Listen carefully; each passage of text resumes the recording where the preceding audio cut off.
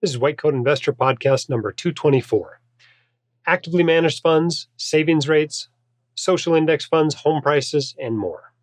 This episode is brought to you by 37th Parallel Properties. There's a substantial body of evidence supporting commercial real estate investing.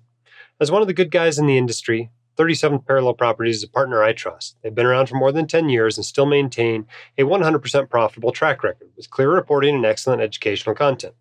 Many of my readers have invested with 37th Parallel, and so have I. Been happy with my investment. To check them out, hop on over to whitecoatinvestor.com/37parallel. Hey, welcome back to the podcast. I hope you've been having a great summer. I know we've been having a great summer. I think we've been on a trip every other week all summer. Our most recent one, we just came back yesterday from Desolation Canyon.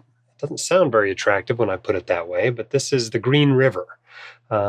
We followed the great explorer Powell's track down the Green River, and it was an interesting experience. It was nice that the water levels were low and that there were no mosquitoes, and we actually didn't have any upstream wind, which makes for a very nice rafting trip if you've ever rode a river.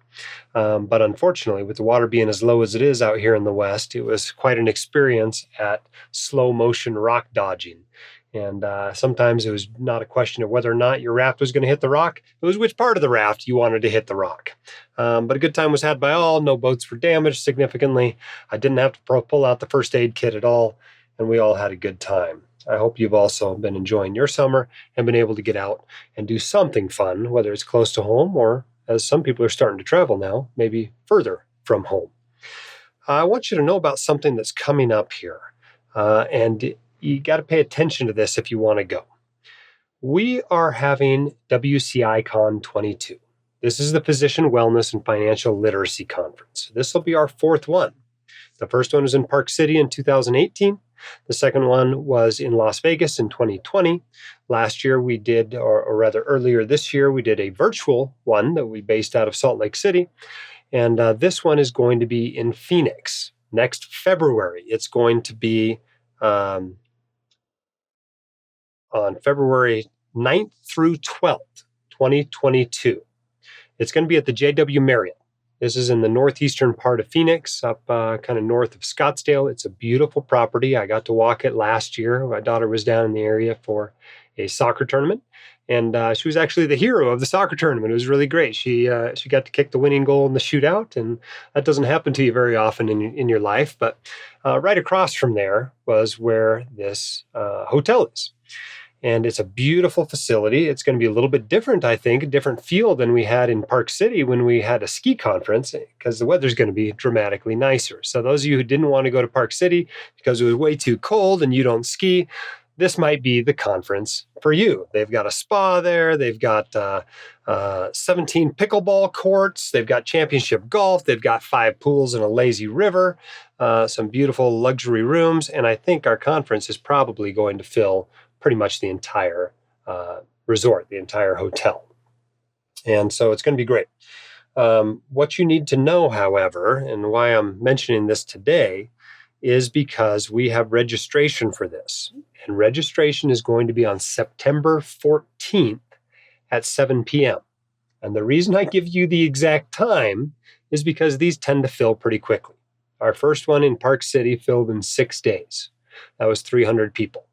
2 years later, we had 800 slots in Las Vegas, and it was a third full in 7 minutes. And the entire thing was full 23 hours later. The White Coat investor community has only continued to grow since that time. And it wouldn't surprise me if this one fills even faster. So it is highly likely that if you don't register on September 14th, you may not be coming to this conference at all. And so I want you to mark the date, put a reminder in your phone so you can register, and we'd love to see you there in person. There will be a virtual component for this conference, but I think in person is where it's at if you can do it. And so I want you to be aware of registration for that. Obviously, you'll be able to register for the virtual component right up until the conference starts, and even while it's going, probably. But the in-person conference is probably going to be full. Now, we're going to add a few more seats to it. We're going to have about 1,000 people there. But that's it. We're not going to be able to put in 2,000 if 2,000 people want to come. There just isn't space for it there.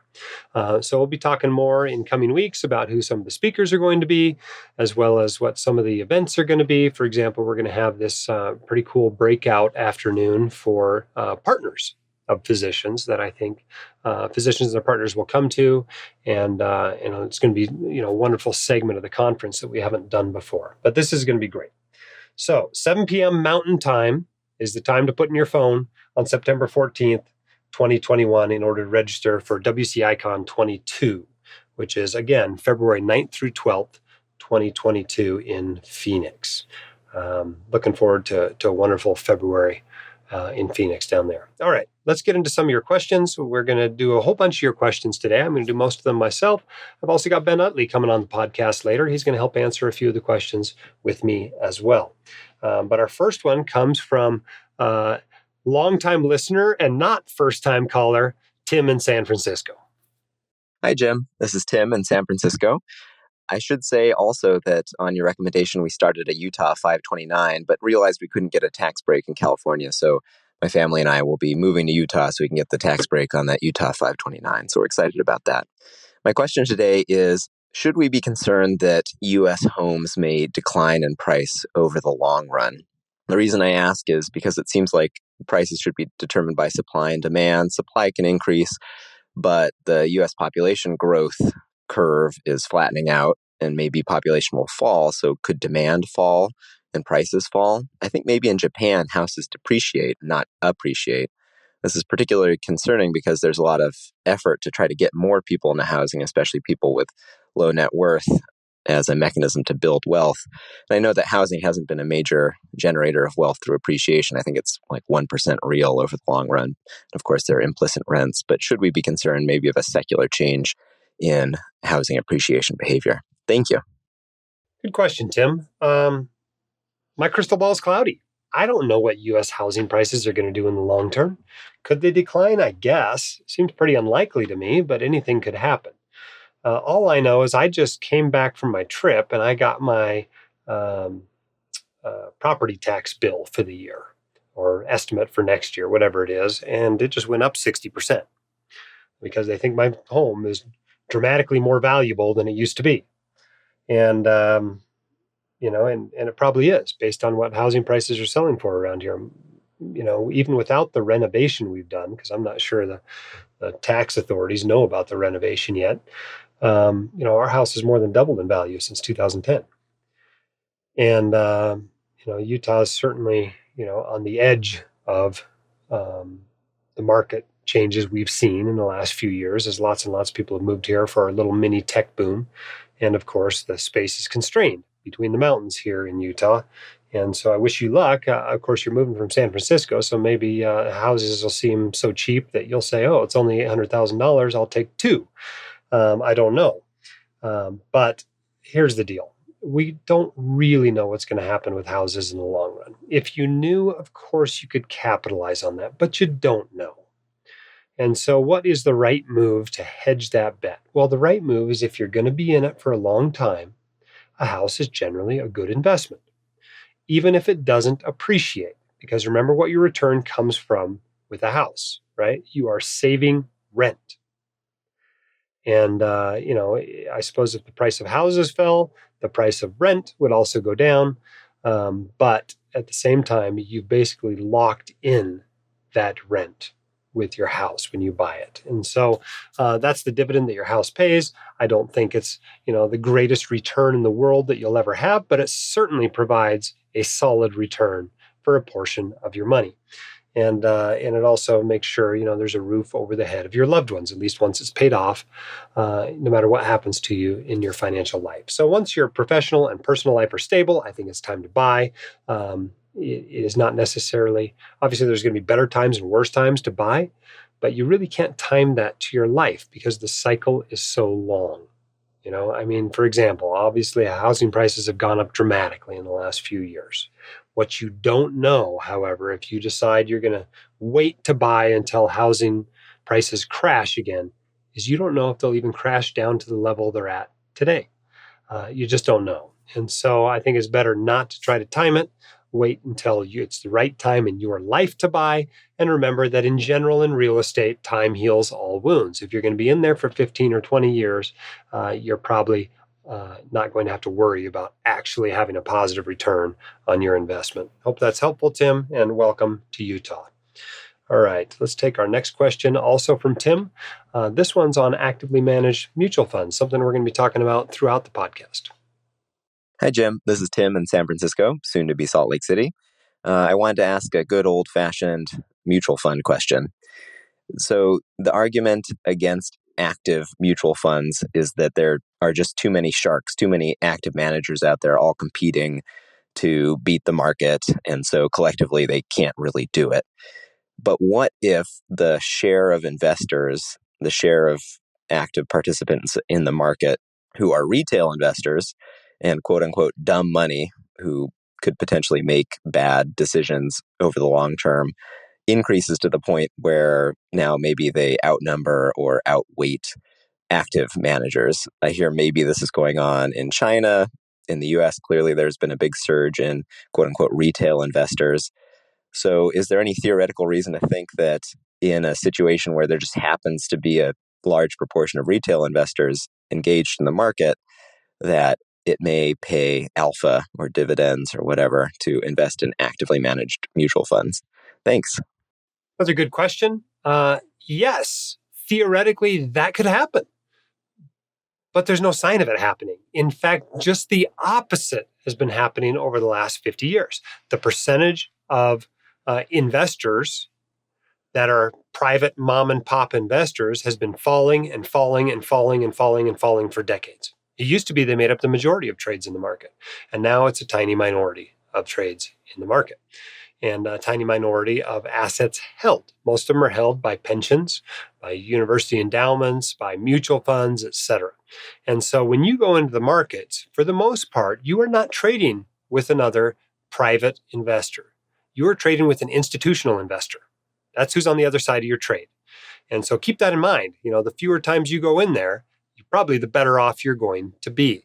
And so, sure, theoretically, that could happen. That trend could reverse, but I wouldn't count on it. I don't see any reason why it would reverse at all. Now, maybe it would happen for, an individual stock. Maybe Tesla is more commonly owned by private investors or something. Maybe cryptocurrencies are like that. That wouldn't surprise me at all. But for the most part, that's not the way the markets are. And that's not the way the markets have been trending now for a long, long time. So I would not expect that to be a reason to go for actively managed mutual funds.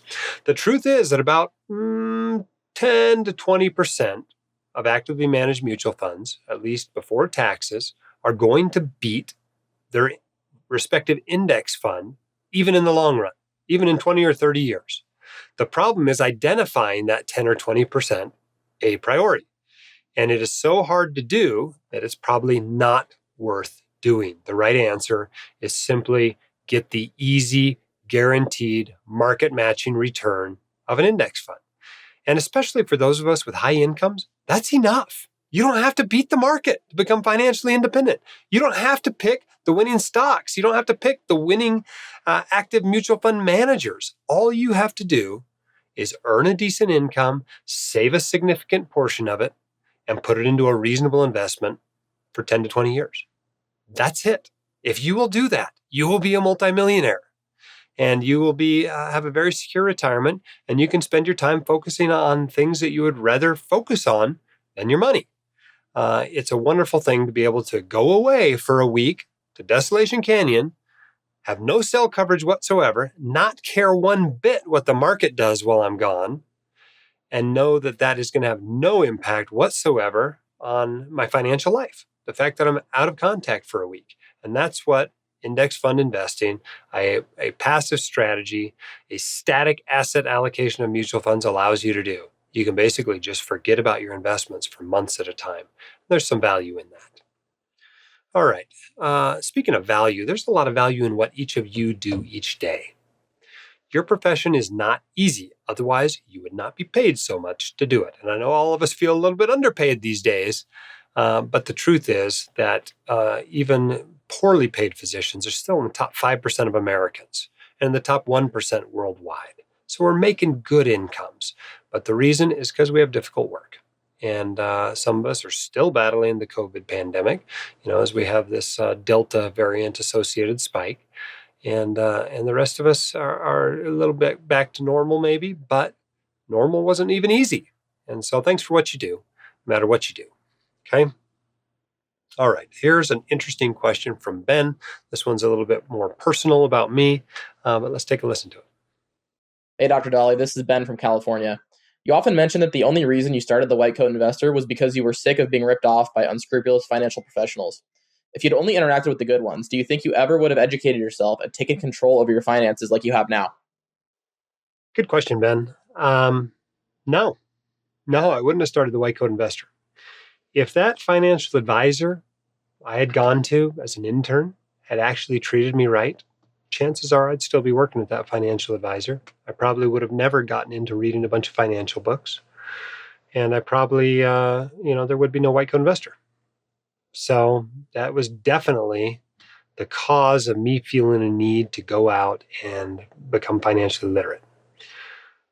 I realized at that point, looking back at all of the interactions I had had, I'd been ripped off by a realtor. I'd been ripped off by a lender twice. I'd been ripped off by an appraiser. I'd been ripped off by a recruiter. I'd been ripped off by an insurance agent who was actually a very good friend of mine. And it was an intern at, the most commonly sold whole life insurance policy provider out there for physicians. And they talked me into a policy as a medical student, a whole life policy of all the silly things you could buy as a medical student. And then, of course, I went to a financial advisor on the recommendation of a co-resident. Said, hey, this guy's treated me good. I went in there, and of course, they sell you disability insurance for a commission. And that was probably the best thing that advisor did for me. Then sold me a term life policy that was really a completely inappropriate term life policy. I think it was a 5-year level term. Who sells an intern a 5-year term policy? I needed 20 or 30 years, not 5 years. And then, of course, he starts selling me actively managed mutual funds and bought a few, put them in a Roth IRA. And later that year, was on a road trip. Actually, it was my annual vacation. I think we got 2 weeks, twice a year is what we got during residency. And so I stopped in a bookstore while I was on this road trip, and I was walking through it, and Eric Tyson's Mutual Funds for Dummies was sitting on the shelf. And I said, well, I own some mutual funds. I should learn more about them. So I read the book, and I learned that there are A shares and B shares and C shares. And I wasn't really sure what shares I owned.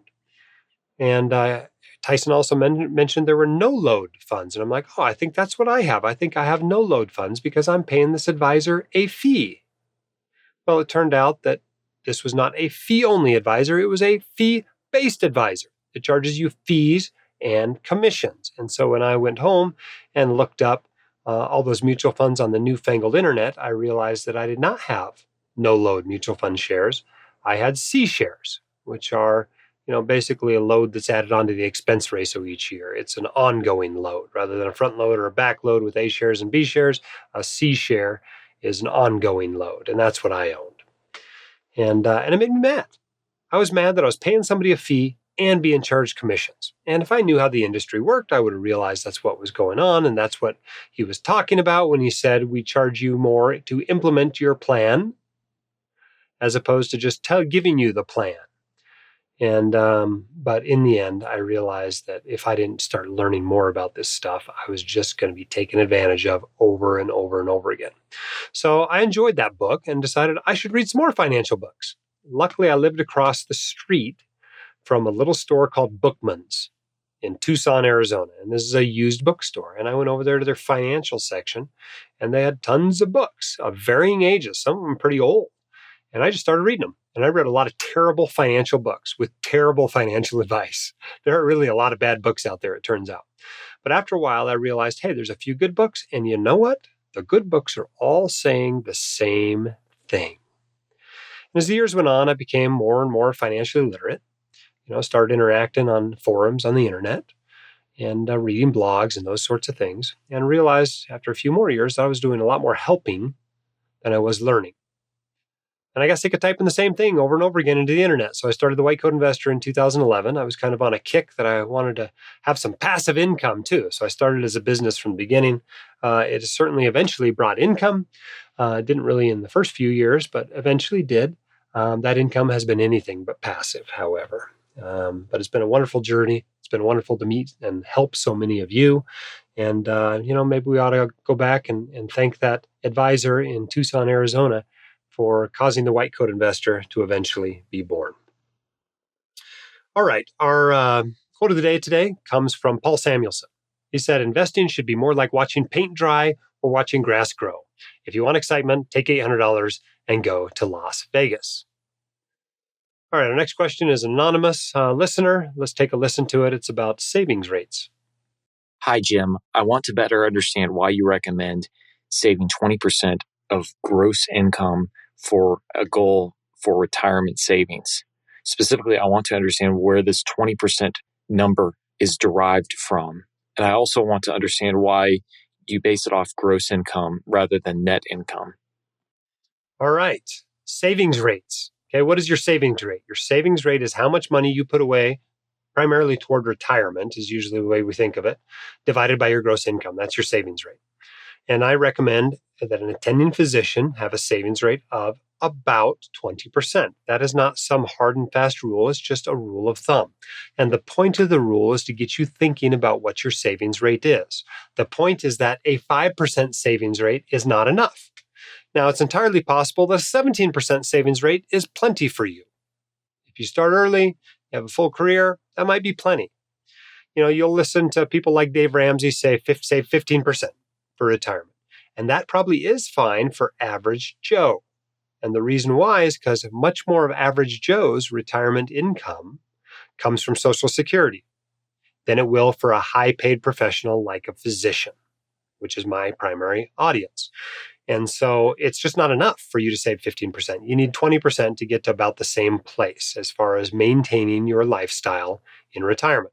Now, where does that come from? That comes from just running the numbers. If you sit down and go, well, how much do I need to save in order to more or less, keep the same lifestyle in retirement that I had before retirement, you will find that your answer is going to fall somewhere around 20%. If you use a reasonable rate of return on your assumptions, if you use a relatively, full career, let's say 30 years or so from the time you come out of training until the time you retire, then that's what it's going to work out to be.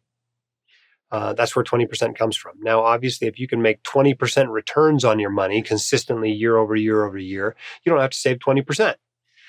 Likewise, if you're going to invest for 50 years before you retire, you probably don't have to save 20%.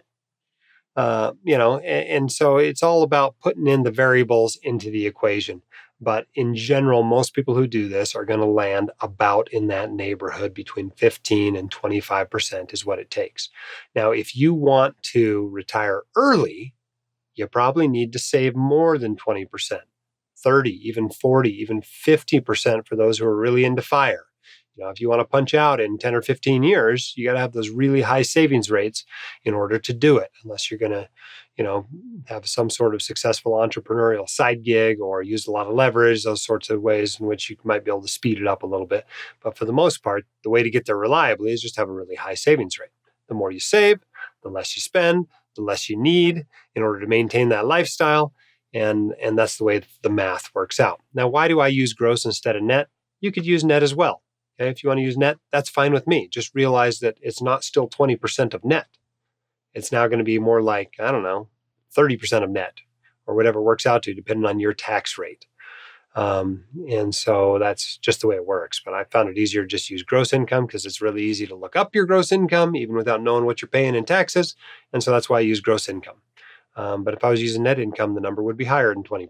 So it's really kind of the bad news of physician retirement that it takes a lot of money to retire. And the reason why is that in general, it's safe to spend something like 4% a year of your retirement nest egg and expect your money to last reliably throughout a 30-year retirement. And if you reverse engineer that math, you see that you got to take what you spend, subtract out any guaranteed income sources such as Social Security or a pension, and multiply that by 25. And that's how much you need to retire. And that's a pretty big number for most of us. Most of us, that's a 7-figure number. And, whether it's 2 million or whether it's 6 million, that takes a lot of savings to get there. And so the only way you're going to get there is by saving a whole bunch of your earnings. And how much is that of that? How much of those earnings do you really need to be saving? Something like 20%. Hope that's helpful and answers your question. All right, we're going to bring on a guest here. Let's get him on the line. All right, our special guest today is financial advisor Ben Utley, CFP. Ben is the founder of Physician Family Financial Advisors Incorporated. This is a multi-specialty team of fiduciary financial advisors for physicians who is serving 175 doctors from coast to coast. They're flat fee advisors based out of Eugene, Oregon. Welcome to the podcast, Ben. Thanks for having me. Tell us why you became a financial planner. Well, basically, I wanted to help people. So years and years ago, I was a chemist. That was my original training, and it wasn't close enough to people, and I thought I was giving myself cancer. So I was in a lab with a guy who was an investor, and so we got to talk about investing. And one day I found myself in the library reading the Value Line and the Morning Star, and I checked out all the Kiplingers and all the money magazines, and that was fascinating. And so I got my master's degree instead of my PhD, bailed out, volunteered at Consumer Credit Counseling Service, and enjoyed that. Met somebody who worked at Waddell and Reed, went there, was exposed to the sales culture, found that really icky, decided I could run my own shop. And that's when it started. I just started working with folks. Initially, I specialized in a couple different areas. I tried some of those, and I was referred by one of my original clients to a physician who's just lovely. She's still with me today, almost 25 years later, and just fell in love. I mean, I like what physicians do, enjoy the healthcare space. And, my science background comes into the field there. So I served her well. She married a guy who is also a surgeon. I had to destroy my practice and rebuild it to make both of them happy. He referred me to somebody who was in his practice, who was married to somebody in another practice, who knew somebody in that practice. It just kind of kept going and going until I looked back through about 10 generations of word of mouth, all the way back to that car dealer who I originally hooked cold calling on a Sunday. And so we got to a point where we had a number of physicians, where it was about 50%. I renamed the practice with search terms, physician, financial advisors. I knew that family was important, so I threw that in there. And today, we're 175 physicians strong in about 30 states. There's 5 people on our team, including myself. And it's all docs, with the exception of 3 or 4 people who have been with me since way before I rebranded. Now, that's a really high percentage, even for a practice that specializes in doctors, to have that many of the clients be doctors.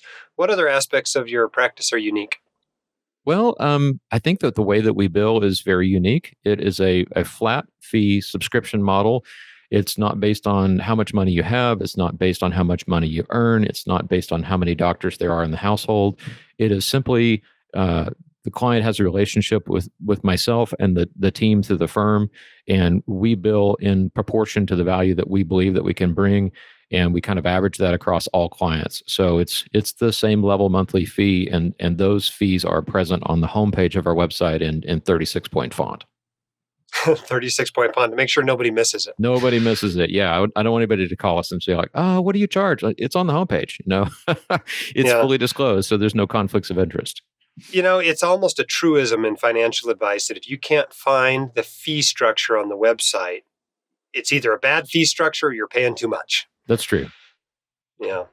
All right. Well, we want to get into some questions from the listeners, and I thought we'd keep you on, and let's talk about a few of them. Our first one is on a popular subject, Bitcoin. This one comes from Sam the intern. Let's take a listen to it. Hey, Dr. Dolly, this is Sam the intern. I have a quick theoretical question for you about Bitcoin.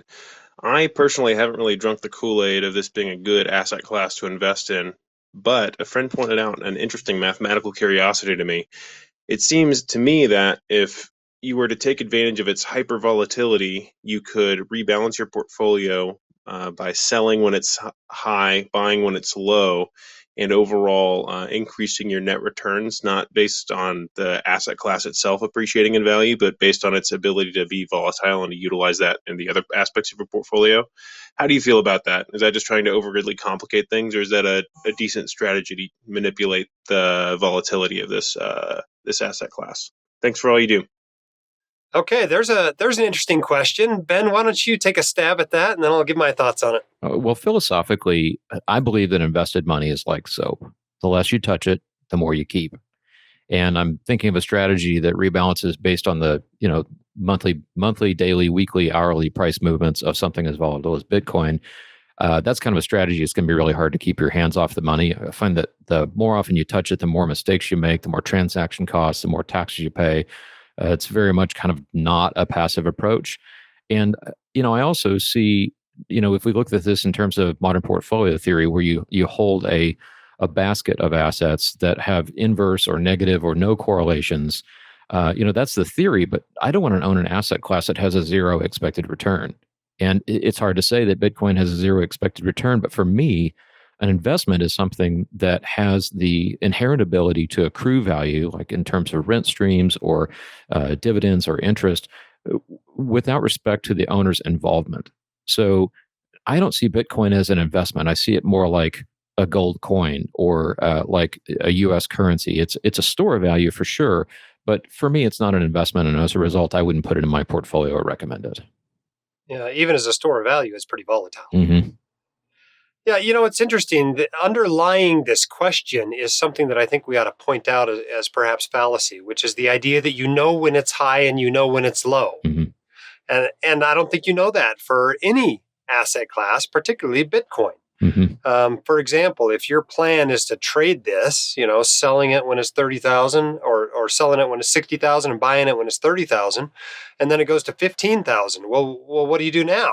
Right? You just bought it at 30,000 and now it's 15,000. And so I think there's a bit of assumption there that you're going to be able to predict the future as far as its price movements when you implement a plan like this. Mm-hmm. I'm not a big fan of time in the market, whether it's stocks or bonds or Bitcoin, and this strategy obviously requires that. Now, Mm-hmm. obviously, if you could do that, you could buy low and sell high. Yeah, you're going to make a killing on something this volatile because you could do it so often. But I'd reject the hypothesis that you can actually do it. I don't think you can. And I agree with you. I think it's more an instrument of speculation than it is. Yeah, not for me. Investment. I'm the rock solid financial security guy. I don't like to play with these things. I mean, my hat is off to those who have managed to do this well, and I am really interested in blockchain technology, but I think this is just the nascent thing in blockchain technology. I doubt that this is its highest and best use.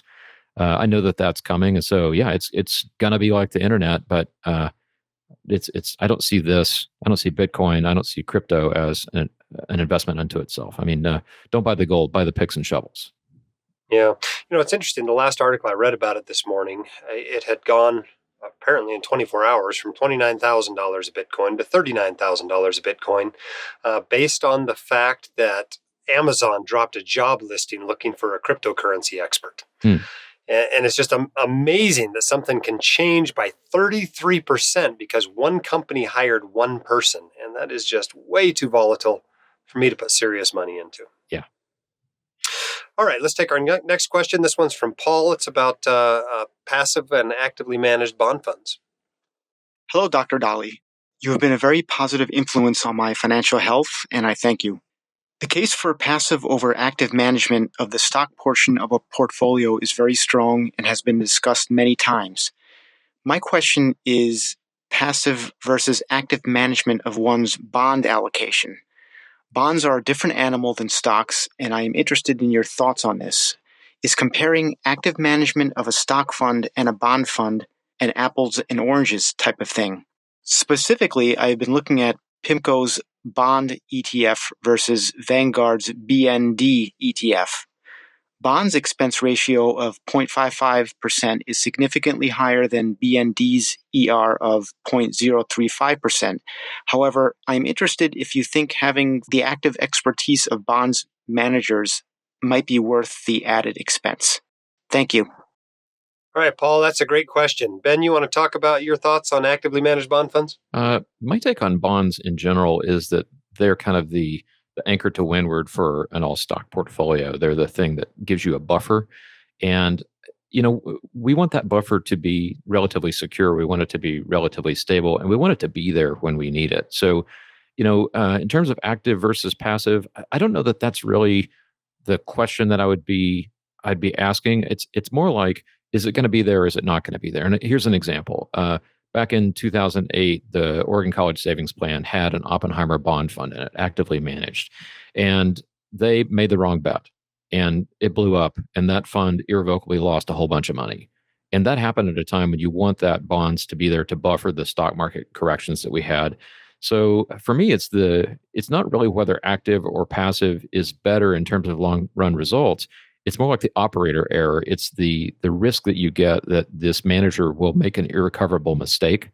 And I feel like that irrecoverable mistake happens in large quantity, and it's somewhat likely.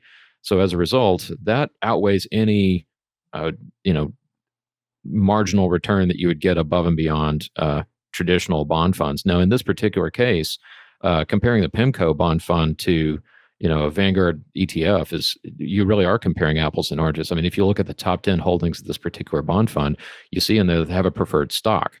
So it's not true bond exposure. PIMCO is known to use leverage and derivatives, which is kind of part of their strategy. I'm not faulting that, but I'm saying that's very different than what you're going to get in a Vanguard bond, total bond market index. It's apples and oranges, and I wouldn't expect similar performance out of them. So I couldn't even begin to compare them, regardless of the huge difference in the operating expense ratio. Yeah, you've got to look under the hood. That's the most important thing with an investment is what are you actually investing in? Right. And if you're buying preferred stocks and you think they're bonds, well, preferred stocks do not perform the same as bonds for sure. The other thing you got to keep in mind is your expenses matter a lot more with a bond fund because the yields, especially these days, are not very high. 50 basis points is a big chunk of your return to pay to an active manager. But I agree with you. The big issue I have with active management is the manager risk. Yes, you've got in the long run, you got this 10% chance of beating the index. But that's just not worth the 90% chance of underperforming the index in my book. And then you got to watch the manager. And when the fund manager retires and they get a new one, now you got to watch that one and decide if you want to stick with that one. I'd rather just set it and forget it. So I'm a big fan of passive management, both on the bond the index math, and the stock side. The math that makes index funds work also makes bond funds work. It also makes emerging markets work. It's the same math. Collectively, all the managers are going to own all the market. And so they're going to get the average less the cost of their management. So, I mean, generally active management it's a losing proposition. It looks great in the short run, but in the long run, it just never looks as good as indexes. Absolutely. I agree. And all right, let's go on to our next question. This one comes from Mo D. He's asking about social index funds and investing in them. Let's take a listen. Hi, Jim. This is Mo. Thank you for all you do and the amount of research you do on our questions. I have a question around social index fund investing. I've been looking at the various Vanguard funds around this, and first starting with the VFTNX index fund for socially conscious investing. This is a fund that's been around since 2003. It has a $5 million minimum investment, so none of us are going to be investing in it. But it seems to have strong returns over the last 2 decades. In fact, when I look, I think it might actually be beating the total stock market index fund as well. And so I know I can't invest in this one, but I look at the one I could invest in, the Vanguard VFTAX social index fund, and that one's only been around 2 years or so. So would appreciate your opinion on how those two social index funds are different or how they're investing differently from each other versus similarly. Know obviously that crystal balls are going to be cloudy no matter what fund it is, but as long as the evidence is not pointing that these are so much worse, I think a number of docs and other folks might be interested in this route of investing ongoing. Thanks so much. All right, good question. One I'm getting more and more frequently, whether you call them social indexes or whether you call them ESG funds, I think is the most common term these days. There's a lot of interest people have in promoting good governance and social equity and and helping the environment while they invest. What are your thoughts on these funds and maybe those Vanguard offerings in particular, Ben? Well, I like the idea of investing in things that you feel good about, because money should feel good when you're doing it right. Um, in this particular case, I think the reason there's been outperformance in the last 10 years is when you take the things that are socially icky, like oil companies, out of the index, then it's more concentrated in the things that have won in the last 10 years. So technology has been really hot in the last couple of years, and over the last 10 years, oil has performed poorly. And so if you drop that out of the total index to get this social index, then you're going to have a greater concentration of the things that have been working in the last 10 years. I don't think it is. I don't think it has anything to do with the fact that this is a social fund and it's a good fund or a bad fund. I think it has everything to do with the sector exposure. Another thought is, let's say that maybe you're in your 401k and you don't have access to the social index, but you want to do something good. You're more or less forced to invest in just a straight up index. But, in terms of really making a difference in the world that we live in, whether or not you own oil is not going to make a huge difference, because those companies are going to be in existence. They're going to trade on the exchanges, whether you like it or not. They're out there. It's your investment in a fund is not going to change that, because these securities already exist. What will change is if you become actively involved in a charitable organization where you go and you use your own hands or you use your own money. Maybe take the money that you make in the index, maximize the amount of money that you're going to make, and then go donate that to charity, or donate time to charity. Get actively involved. You'll make a far bigger difference there than you will by messing around with which share class you have and whether or not they're socially performance. Yeah, I'm not a huge fan of social investing, and it's not that I don't like the environment. I don't like bad governance or social causes. Part of the issue with these funds is it's hard to find one that lines up with your thoughts on all of these hot political topics. Mm-hmm. You might not care about oil, but you care about guns. Or you might not care about guns. You might be the biggest NRA supporter in the country, but you really want to see, corporate managers held to their tasks. And it's really hard to find a fund that actually lines up with your beliefs. I think that's challenge number one if you want to do this. And challenge number two, I think, is what you mentioned, that it doesn't make that big of a difference. And I think you're far better off earning money as best you can, perhaps not, starting your own company that, you're against, but certainly investing broadly in the U.S. market and then using your money to donate to the charities that you support. That's what Katie and I do. We don't try to, have fancy social index funds. We just have boring old total stock market funds, and then we donate to charity, both with our time and our money. So I'm not a big fan of social index fund investing. The good news is I think the data a number of years ago was that they substantially underperformed. More recently, it looks a little better. I agree. The reason for that is that they're heavier on tech stocks than they are on more value companies, which have underperformed over the last decade.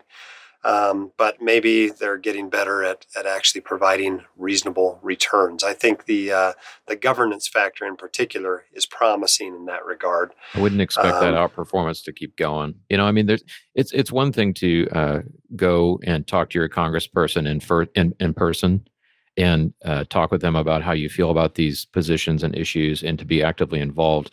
It's another thing to not use a straw, because it's made out of plastic. I think it's okay to invest socially, but don't use it as a cop out. Use it as something that's added on top of the other activities that you're pursuing to actually make a change, rather than just feel like you're making a change. Well said. All right. Well, Ben, thank you so much for coming on the podcast. For those who are interested in learning more about Ben, maybe hiring him to help you with your finances, you can find that firm at physicianfamily.com. It's very easy. They got their fees right on the website. They got their people right on the website. There's a big button in the upper right-hand corner, Get Started, and they can get you hooked up there. That's physicianfamily.com.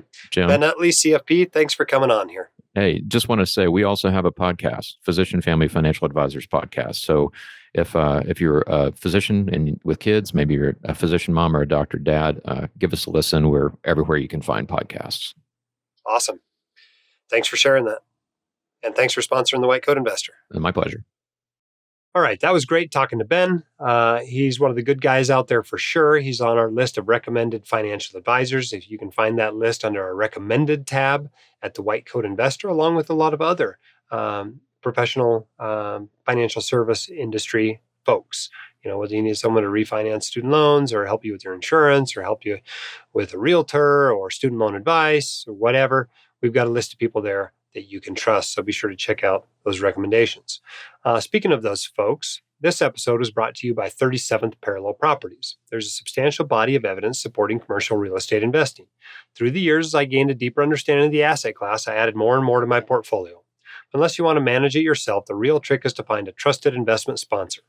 As one of the good guys in the industry, 37th Parallel Properties is a partner I trust. Check them out. Go to whitecoatinvestor.com/37parallel. Don't forget, conference registration, September 14th, 7 p.m. Mountain Time is when it opens up. It will not surprise me if it's full within a few hours. So if you want to come to the conference, be sure to get on and register there. Okay? Thanks for those of you who've been leaving us a 5-star review and telling your friends about the podcast. Our most recent review comes from Eric Schaub, who says, essential listening for everyone. I recommend this podcast to every medical trainee who works with me, which is daily at an academic center. The discussions are very relevant to white coats, but honestly, just about everyone else. Isn't that the truth? It's all really the same for all of us. Probably only 5% of it is really physician specific. Keep your head up, your shoulders back. You've got this, and we can help. We'll see you next time on the White Coat Investor Podcast. My dad, your host, Dr. Dolly, is a practicing emergency physician, blogger, author, and podcaster. He is not a licensed accountant, attorney, or financial advisor, so this podcast is for your entertainment and information only and should not be considered official, personalized financial advice.